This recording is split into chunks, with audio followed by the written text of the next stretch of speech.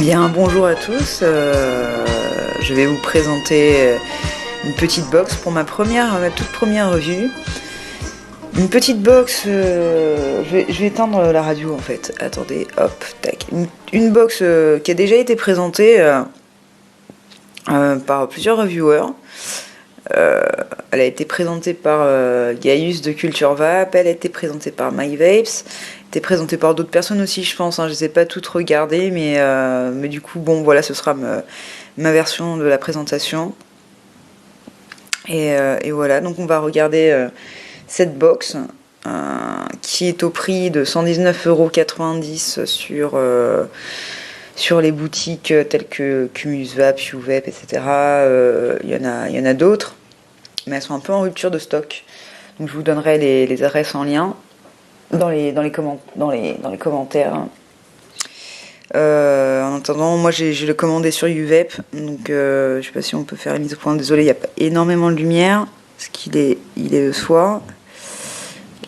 Si je peux régler ça, juste pour vous montrer vous montrer l'adresse. Elle est là, mais on la voit pas très bien, donc je vous la mettrai dans les commentaires.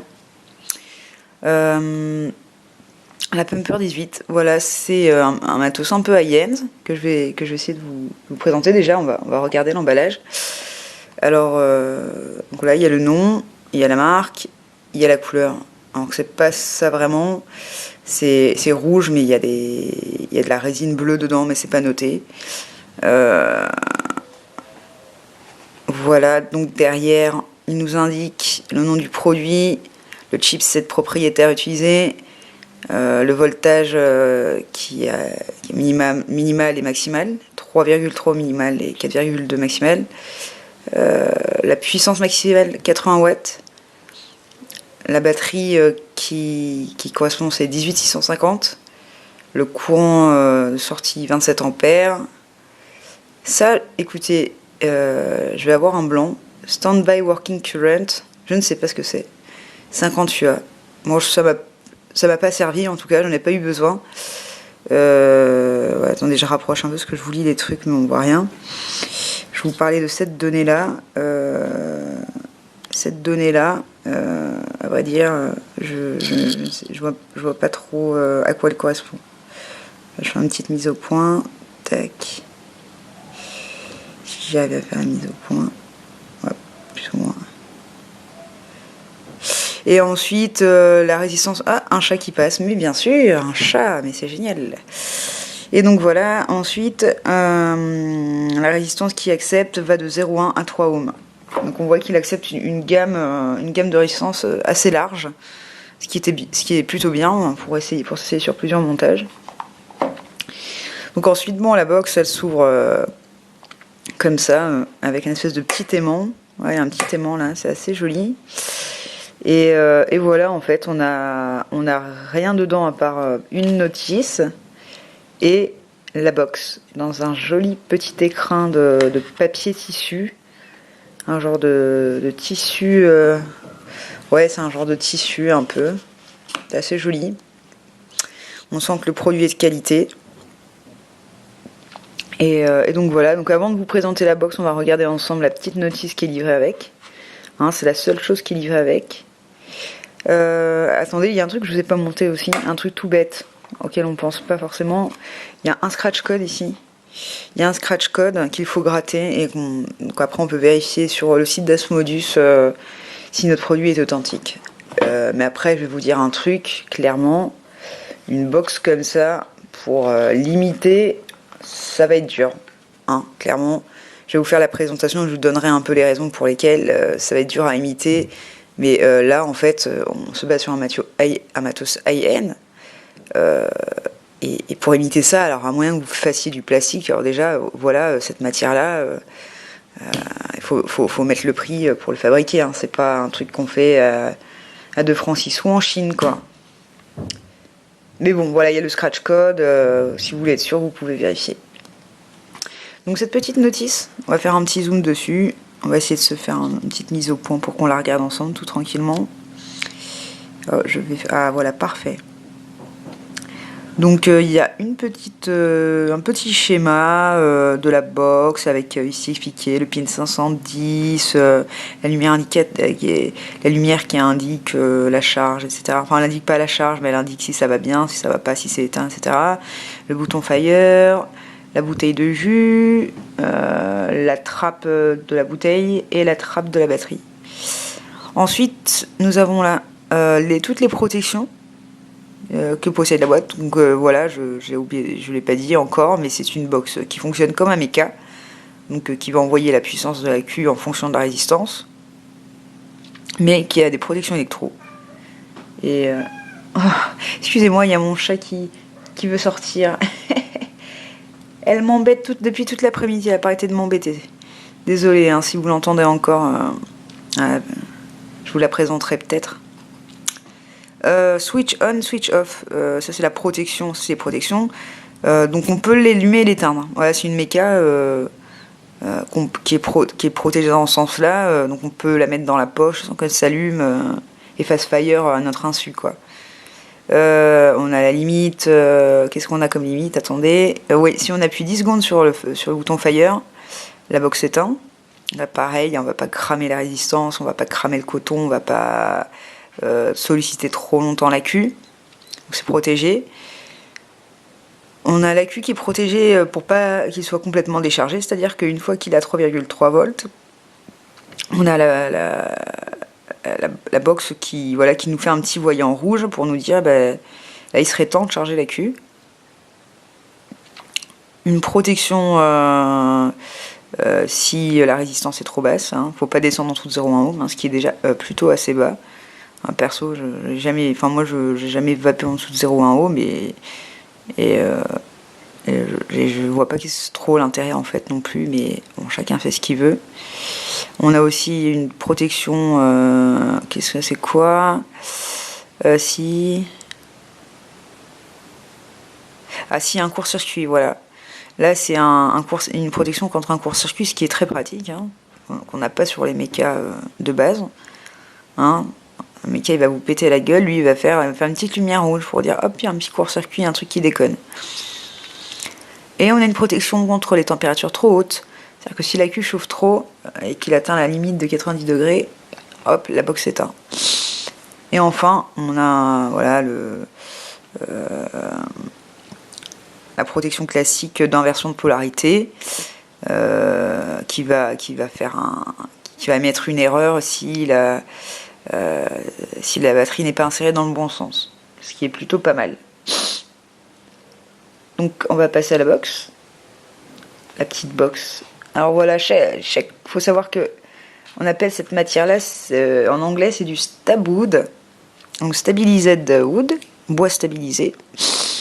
J'avais vu des vidéos, je sais plus sur Facebook ou quoi en fait, où il expliquait, je crois que c'était pour un gars qui faisait des skateboards ou des tables, je sais plus. Il montrait la technique du bois stabilisé. En fait, ils ont des espèces de grandes planches avec des irrégularités dans le bois, donc il y a des creux dedans. Ils versent, excusez-moi, ils versent une résine qu'ils colorée dedans. Une fois, il y a plusieurs couleurs de résine. Et en fait, ça va remplir les trous. Ils vont le laisser sécher et après ils vont couper dans le bois la forme qu'ils veulent. Et ça nous donne des résultats uniques pour chaque pièce. Parce que c'est des vrais morceaux de bois, c'est pas du plastique, quoi. Alors, la résine, c'est de la résine, hein, c'est pas autre chose. Et voilà, moi j'ai ce design. J'ai pas pu le choisir parce que j'étais pas en boutique. Après, je sais pas si même en boutique, vous auriez le droit de le choisir. Parce que, à vrai dire, bon, la boîte elle est fermée. Moi j'ai pas eu de plastique dessus, mais est-ce qu'en boutique ils vont ouvrir les boîtes pour vous montrer chacune des trucs? Ce serait l'idéal, hein. Ce serait bien de pouvoir choisir, à vrai dire. Mais moi je l'ai pas choisi. Bon, elle me plaît, hein, elle est très bien comme ça. Et en fait elle est très très simple d'utilisation. C'est le côté méca qui fait ça. Elle a la particularité justement d'être bottom feeder. C'est pour ça d'ailleurs que j'ai fait cet achat, c'est parce que je n'avais pas de box bottom feeder. Et je vais vous montrer un peu comment ça se passe. C'est un système de seconde qui est propre à Asmodus, je crois, à ma connaissance. Donc ici on a la trappe pour la Q. la trappe pour la bouteille de jus. On va regarder la trappe pour la bouteille de jus. Donc il y a un petit encoche, on pousse, on sort l'encoche, et en fait on met l'encoche dans, c'est le contraire, on met l'encoche dans le trou de l'encoche, et du coup ça s'ouvre. Et là, tadam, on a une petite bouteille, une jolie petite bouteille, franchement c'est magnifique, hein. Moi je trouve ça magnifique. C'est bon, là ça tourne, ouais ça tourne, je sais pas trop pourquoi ça tourne. Ouais, ça tourne, mais ouais, c'est bizarre. Ouais, ça c'est bizarre en fait. J'avoue, ça c'est bizarre. Je sais pas pourquoi ça tourne. C'est un peu gênant même. Il n'y a pas d'utilité à ça tourne, mais on sait pas pourquoi. Oui, c'est pour pouvoir tourner, mais ah ouais, c'est pour pouvoir tourner sans tourner la bouteille aussi avec. D'accord, j'ai compris. Voilà, ça sert à ça, d'accord. Si, ça sert à quelque chose. Du coup, on a un très joli petit pumper. Donc voilà, là si j'appuie, ça va faire sortir du liquide. Bon là il est vide, on va aller le remplir. Je vais vous montrer ça. Là vous voyez, on a un petit ressort. Des pièces sont vraiment dans le détail là, c'est... je sais pas si on peut voir, mais c'est vraiment super joli. Pour le remplissage de cette bouteille, il faut sortir ce petit embout là avec le petit tuyau. Je vais le poser sur un petit bout de papier, hein, pour pas qu'il goûte. Hop. Et là, je sais pas si on va pouvoir le voir sur la caméra, mais je crois que vous pouvez le voir.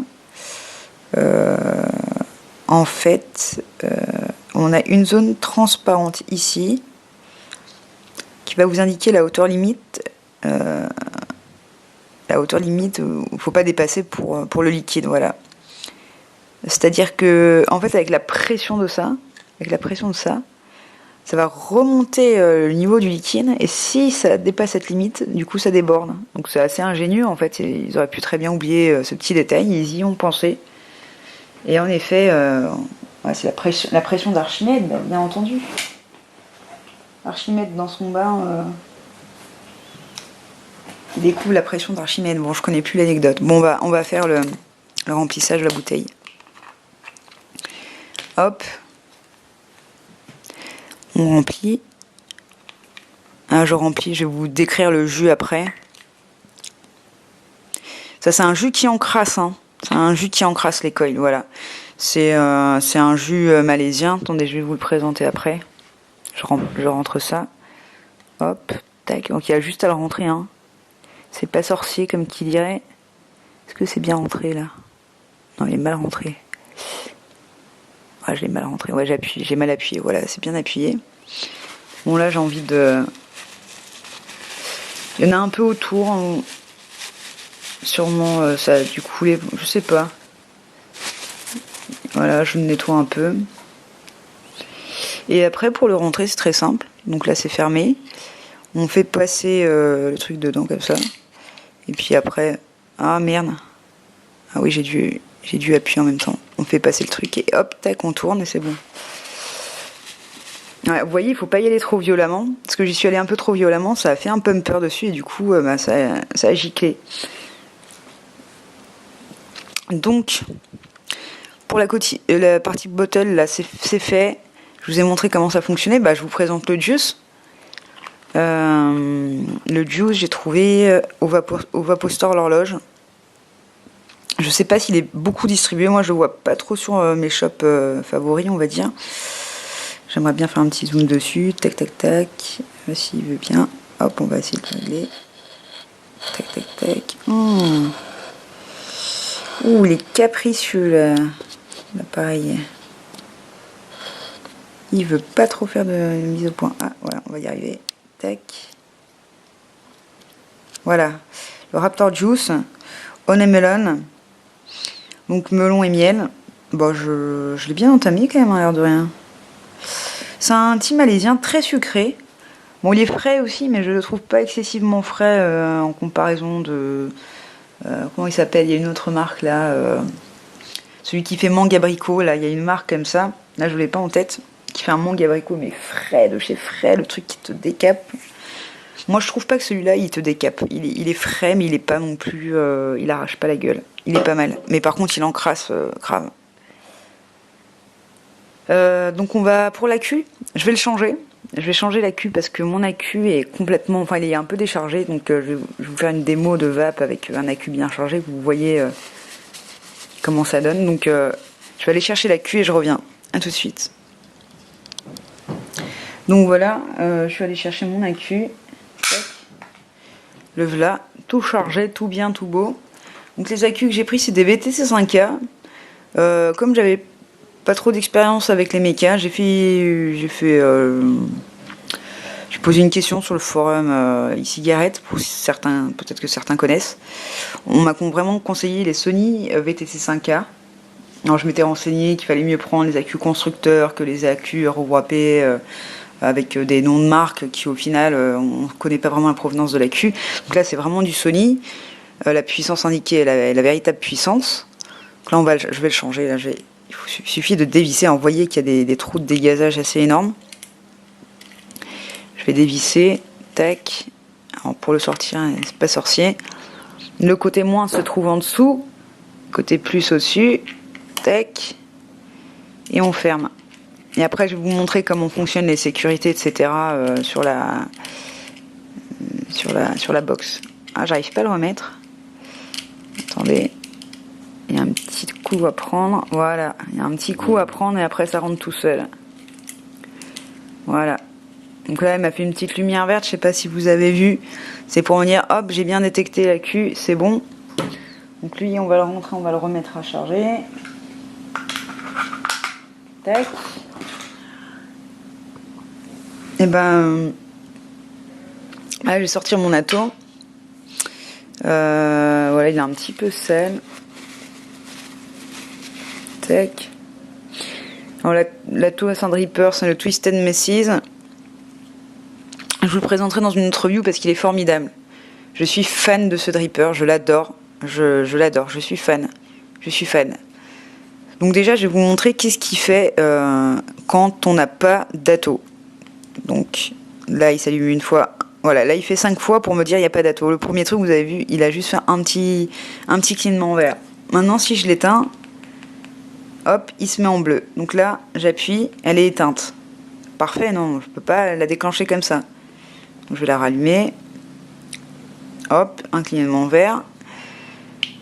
Ma résistance, c'est une... donc je suis résistance Clapton en 0,36 ohms, les deux. Hein, donc c'est 0,72 l'un, quoi. J'ai utilisé mon atto hier, donc... Enfin, les coils sont pas ultra propres, mais ils sont un peu secs, donc on va en profiter pour... pumper un peu sur cette pumper et on le verra pas trop hein, mais surtout que je trouve que mon appareil ne zoome pas très bien sur ce genre de détails. J'avais essayé hier, je n'y suis pas arrivée, mais si on arrive à, parce que j'aimerais bien qu'on regarde ah si je l'ai vu, ah ça avait l'air presque pas mal, mais ça ne veut pas zoomer comme je souhaiterais. Ah si, là c'est pas mal, donc je sais pas si on voit le trou. Et là, le liquide qui sort du trou et qui vient imbiber le coton, qui est bien sale, mon coton, il est bien sale. Voilà, ça c'est le problème avec ces jus malaisiens, c'est que voilà, au bout de 10 minutes, vous avez le coil tout encrassé. Et j'ai presque envie de changer de coton, mais pour la démo, je vais vous la laisser comme ça et puis je le changerai hors vidéo, je pense. Donc là, le coton, là, je l'ai touché, il est bien imbibé. Qu'est-ce que je peux vous dire d'autre sur les protections? S'il y a un souci ou que, pour l'instant, le seul souci que j'ai rencontré, c'est quand ma batterie est complètement déchargée. Du coup, quand la batterie est déchargée, déjà, vous le sentez quand même, c'est comme un méca, du coup, la fumée est beaucoup moins dense. Vous verrez ce petit clignotant s'illuminer de façon rouge. Et ça voudra dire qu'il faut changer l'accu. Le court-circuit, etc., moi je vais pas le provoquer exprès pour tester la protection de la box, mais je pense que voilà, il est protégé, hein, si on met l'accu à l'envers, etc., ça va être rouge, etc., etc. Hein, tout ce qui était indiqué là sur la petite notice, s'il y a un souci, ce sera rouge. Hein. Puis de toute façon, en général, quand on voit la couleur rouge, un signal rouge quelque part, c'est qu'il y a un truc qui va pas. Donc voilà, je pense que je vous ai presque tout dit là-dessus. Maintenant, pour l'utilisation que j'en ai fait, ça ne fait pas très longtemps que je l'ai. Mais pour les montages, voilà, j'ai monté 3 résistances dessus en descendant à chaque fois de 10 ohms pratiquement, 0,10 ohms. Le souci, c'est que il faut, voilà, moi surtout avec ce dripper, là je suis à 0,36 ohms et c'est pile poil ce qu'il faut au maximum, quoi. Il faut pas mettre au-dessus 0,5, etc. Ça on voit rien, quoi. C'est à moins de vouloir faire comment ça s'appelle, du MTL, hein, du mouse to long. À part si on veut avoir cette vape là, voilà, c'est sûr, il faut peut monter haut, mais sinon avec ce dripper, non, il faut aller bas. Ensuite, j'ai vu la vidéo de Mike Vapes, lui qui recommande d'utiliser du Nichrome 80. Bon, là j'ai des fils en Cantal, hein, donc c'est pas, j'ai pas vérifié son info, mais c'est un truc à tester, quoi. Il disait que voilà, ça avait moins l'effet diesel comparé aux autres fils. Et bon, bah là je trouve que c'est pas mal. Là, avec un AQ9, vous allez voir combien ça vape un peu. Ah. Hop, je vais essayer de remettre ça. Voilà. Donc je vais vous faire une petite taf. Donc allons-y.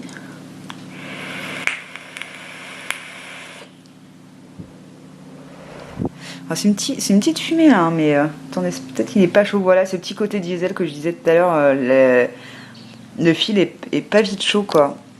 Alors, on va essayer de refaire.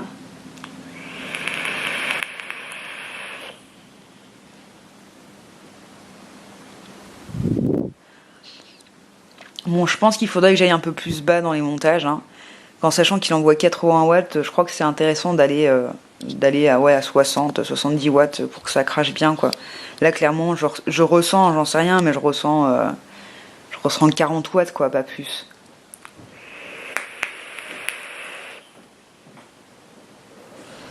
Ouais, 40 watts, mais à tout casser, hein, voire 35. Hein, c'est pas non plus folichon, tout en sachant que j'ai quand même du 0,36 ohms de résistance et qui pourrait facilement monter à 45. Mais voilà, il y a des mystères que je ne résous pas, hein. Voilà, la Q semble pas envoyer énormément de puissance.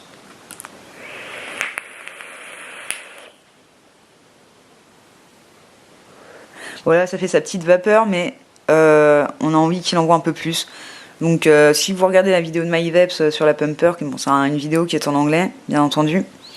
Par contre, voilà, il conseille le Nichrome, donc c'est un truc que j'ai envie d'essayer sur mon prochain montage, pour voir un peu la réactivité.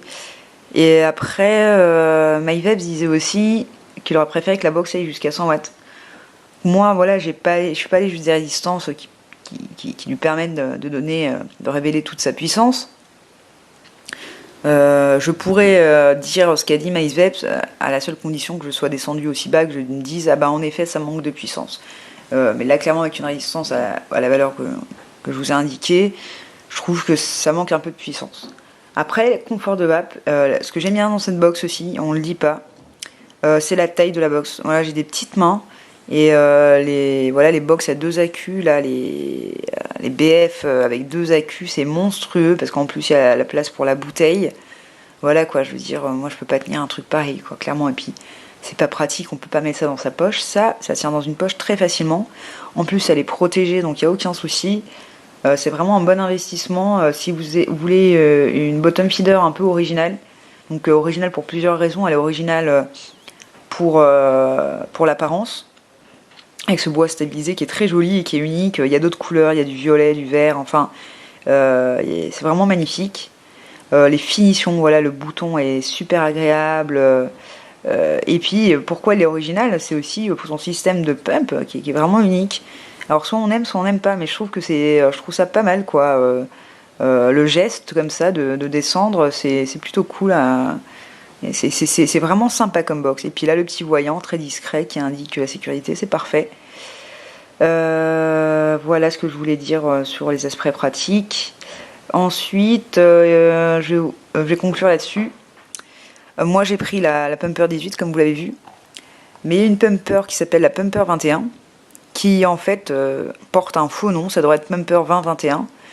Parce qu'en fait, je sais pas si vous avez compris, mais 18 c'est pour 18 650 l'AQ qu'on peut mettre dedans. Et c'est pareil, la Pumper 21, elle accepte les AQ 20 et 21 600 si je dis pas de bêtises. Et elle est pas tout à fait pareille, donc elle est un peu plus mastoc forcément, parce qu'il faut que l'AQ y rentre dedans. Et elle a une couleur dorée ici.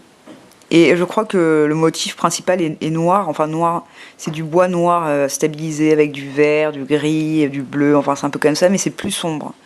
Et donc c'est doré. Moi, je trouvais que c'était pas mal de prendre la 21 pour la bonne et simple raison qu'elle avait plus d'autonomie. Mais après, moi j'ai majoritairement des Atto, des Drippers, etc. qui sont de couleur chromée. Et donc voilà, si je prends du doré avec du chromé, bon, c'est pas super moche, mais voilà, j'ai autant avoir un joli setup, je trouve que là, ça le fait, quoi. Et donc en doré, voilà, il faut avoir des accus dorés. Mais moi, voilà, je suis pas fan du doré, donc hein, c'est juste une histoire de goût. Mais voilà. Donc je vais vous indiquer dans la description de la vidéo tous les liens qui vous permettront de l'acheter. Je vous mettrai également en lien les vidéos de Gaius et de MyVapes. Il y a encore un troisième qui l'a fait, mais je suis vraiment désolée pour toi si tu vois cette vidéo, j'ai oublié ton nom. Il y a un reviewer français aussi très sympathique qui a fait une review là-dessus qui est vraiment plutôt pas mal. Notamment, il vous met en garde pour les couleurs, hein, en disant justement que bah, là c'est marqué rouge, mais par exemple là elle est rouge et bleue, etc. Donc il vous donne des conseils pour bien choisir. Peut-être que les autres revues sont peut-être plus complètes, voilà. En tout cas, j'espère que vous avez passé un bon moment pour la découverte de cette box. Voilà, moi j'en suis très satisfaite. C'est vraiment un investissement qui vaut la peine. C'est vrai qu'elle est un peu chère, hein, c'est du matos high-end, mais on est vraiment sur quelque chose de qualité. Hein. C'est vraiment du bon matos. Voilà, le seul défaut, comme je vous ai dit, c'est que ouais, il faut mettre des résistances assez basses sur ce genre de dripper si vous voulez que ça envoie quelque chose. Et avoir avec du nichrome ou peut-être du stainless steel, je sais pas. En tout cas, voilà. Donc sur ce, bah, je vous souhaite une très bonne continuation à tous. Et je vous dis une bonne vape.